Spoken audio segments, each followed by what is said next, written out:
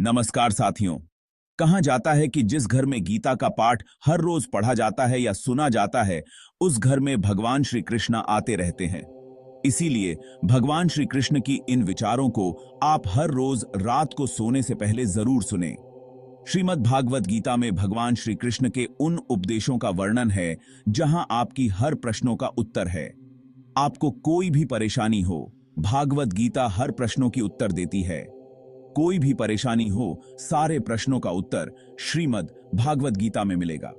चाहे वह समस्या आपकी मन की हो, धन की हो, आपके रिश्तों की हो, आपको अपनी हर समस्या का उत्तर भागवत गीता में जरूर मिलेगा। भागवत गीता साक्षात भगवान के दिव्य वाणी है। श्रीमद् भागवत गीता के महिमा अपार है, इसका वर्णन कोई नहीं कर सकता। आज के इस वीडियो में आप भगवान श्री कृष्ण के ऐसे अनमोल उपदेश सुनेंगे जो आपकी पूरी जीवन को बदल देंगे। आप भगवान श्री कृष्ण के यह बातें ध्यान से सुने। जो भी व्यक्ति इस वीडियो को अंत तक सुनेगा, उसे अपने हर परेशानी का हल अवश्य मिलेगा। उसे अपने जिंदगी में जो कुछ भी चाहिए वह उसे जरूर मिलेगा, जो उन्होंने महाभारत युद्ध के दौरान अर्जुन को दिया था। गीता में 18 अध्याय और 700 श्लोक हैं, जिनमें धर्म के मार्ग का अनुसरण करते हुए कर्म करने की शिक्षा दी गई है। शास्त्रों के अनुसार भगवत गीता में मनुष्य को अपनी हर समस्या का हल मिल जाता है। माना जाता है कि गीता के बातों का अनुसरण करने से जीवन बदल जाता है और व्यक्ति को हर काम में सफलता मिलती है।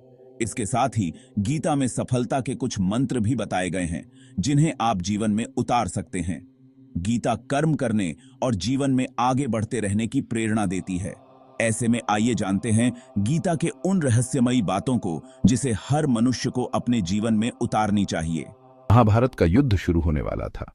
अर्जुन, महान योद्धा, अपने ही रिश्तेदारों से युद्ध करने में दुविधा में फंस गए। उनका मन विचलित था। अर्जुन के मन में कई सवाल थे। वह सोच रहे थे कि क्या यह युद्ध सही है, क्या अपने ही परिवार के खिलाफ लड़ना उचित है। उनके मन में यह भी सवाल था कि क्या यह युद्ध धर्म के मार्ग पर है या अधर्म के। अर्जुन की यह दुविधा केवल उनकी नहीं थी, बल्कि यह हर इंसान की दुविधा है जो जीवन के कठिन मोड़ों पर खड़ा होता है। ऐसे में उनके सारथी श्री कृष्ण ने उन्हें गीता का ज्ञान दिया। श्री कृष्ण ने अर्जुन को समझाया कि यह युद्ध केवल बाहरी नहीं है, बल्कि यह एक आंतरिक युद्ध भी है। यह युद्ध हमारे अंदर के अज्ञानता, मोह और अहंकार के खिलाफ है। श्री कृष्ण ने अर्जुन को कर्मयोग, भक्ति योग और ज्ञान योग के मार्ग पर चलने की सलाह दी। उन्होंने अर्जुन को यह भी बताया कि सच्चा योद्धा वही है जो अपने कर्तव्यों का पालन करता है, बिना किसी फल की इच्छा के। ये ज्ञान आज भी उतना ही इंपॉर्टेंट है जितना उस समय था।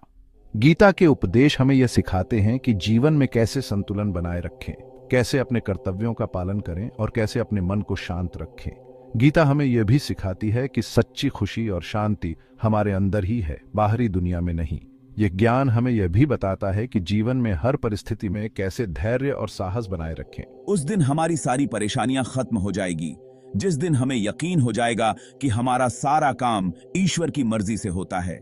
बुराई बड़ी हो या छोटी, हमेशा विनाश का कारण बनती है, क्योंकि नाव में छेद छोटा हो या बड़ा, नाव को डुबा ही देती है।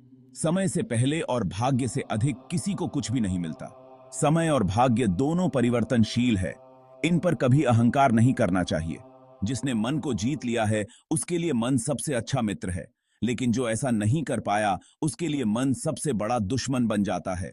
इंसान जिंदगी में गलतियां करके उतना दुखी नहीं रहता जितना कि वह बार बार उन गलतियों के बारे में सोचकर होता है। जहां आपकी कोई कीमत नहीं है, वहां पर रुकना अनुचित है, चाहे वह किसी का घर हो या किसी का दिल। जो अपने सुख के लिए दूसरे की हानि करता है, वह मनुष्य कहलने लायक नहीं है।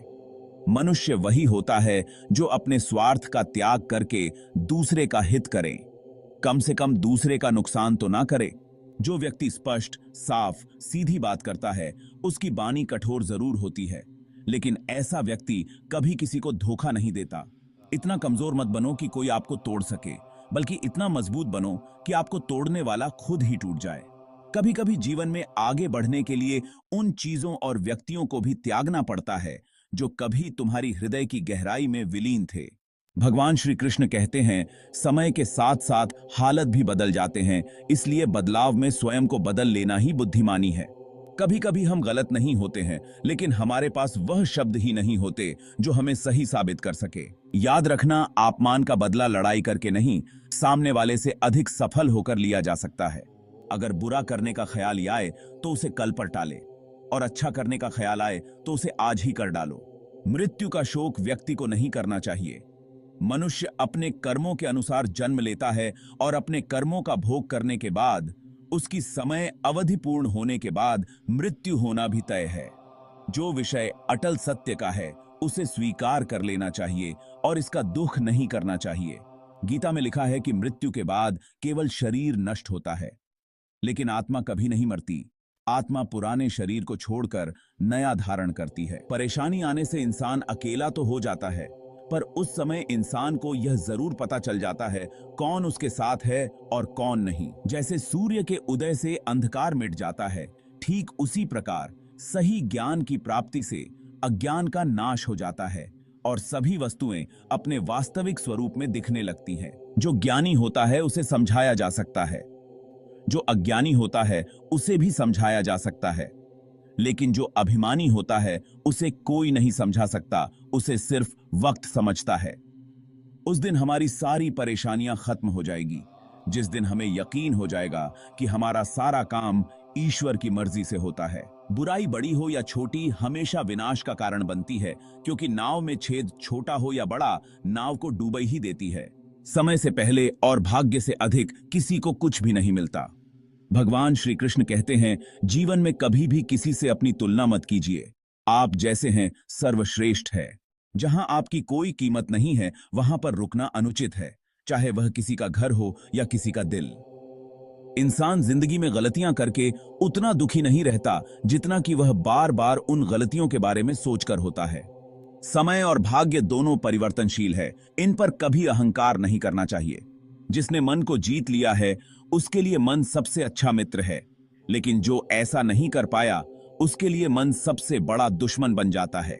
गीता में श्री कृष्ण कहते हैं, उनके कर्जदार और वफादार हमेशा रहिए जिन्होंने आपके बुरे समय में आपका साथ दिया।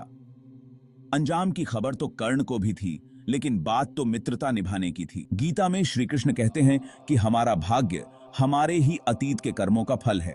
उसी तरह हम आज जो कर्म कर रहे हैं वो हमारे आने वाले कल को निर्धारित करेंगे। इसलिए हमें हमेशा अपने कर्म अच्छे रखने चाहिए ताकि हमें इसका फल भी अच्छा ही मिले। भगवान श्री कृष्ण कहते हैं, हे पार्थ, तुम फल की चिंता मत करो, अपना जरूरी कर्म करते रहो, मैं फल जरूर दूंगा। तुम्हारे साथ जो हुआ वह अच्छा हुआ, जो हो रहा है वो भी अच्छा है, और जो होगा वो भी अच्छा होगा। जीवन का आनंद ना तो भूतकाल में है और ना भविष्य काल में, बल्कि जीवन तो बस वर्तमान को जीने में है। मन की शांति से बढ़कर इस संसार में कोई भी संपत्ति नहीं है। जो व्यक्ति मन को नियंत्रित नहीं करते उनके लिए मन शत्रु के समान कार्य करता है। जो लोग बुद्धि को छोड़कर भावनाओं में बह जाते हैं उन्हें हर कोई मूर्ख बना सकता है। कोई भी इंसान अपने जन्म से नहीं बल्कि अपने कर्मों से महान बनता है। जब इंसान अपने काम में आनंद खोज लेता है तब वे पूर्णता प्राप्त कर लेता है। व्यक्ति को अपनी इंद्रियों को वश में रखने के लिए बुद्धि और मन को नियंत्रित रखना होगा। इंसान हमेशा अपने भाग्य को कोसता है, यह जानते हुए भी कि भाग्य से भी ऊंचा उसका कर्म है जो कि स्वयं के हाथों में है। इस दुनिया में कोई भी पूरी तरह से सही नहीं है, इसलिए लोगों की अच्छाइयों को देखकर उनके साथ अच्छे रिश्ते बनाएं। भगवान कृष्ण कहते हैं कि क्रोध से व्यक्ति की तर्क करने की क्षमता खत्म हो जाती है, वो अच्छे बुरे की पहचान खो बैठता है। अगर आपके साथ भी ऐसा कुछ हो रहा है तो यह गुस्सा ही असली वजह है। अगर कहीं मनमुटाव है तो शांत मन से सोचो, हर समस्या का हल निकलेगा। किसी की गलती पर एकाएक बौरा उठने की बजाय कुछ पल शांत रहो और सोचो कि तुम उसकी जगह होते तो क्या करते।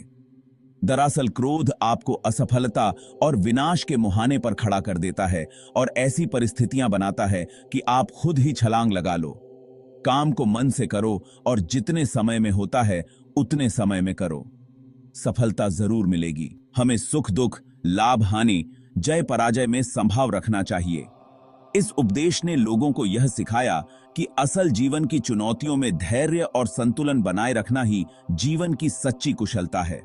सफलता और असफलता दोनों अस्थायी हैं, लेकिन उनका प्रभाव हम पर लंबे समय तक रह सकता है। अगर हम हर परिस्थिति में संभाव बनाए रखते हैं तो हमारा जीवन संतुलित और स्थिर बना रहता है।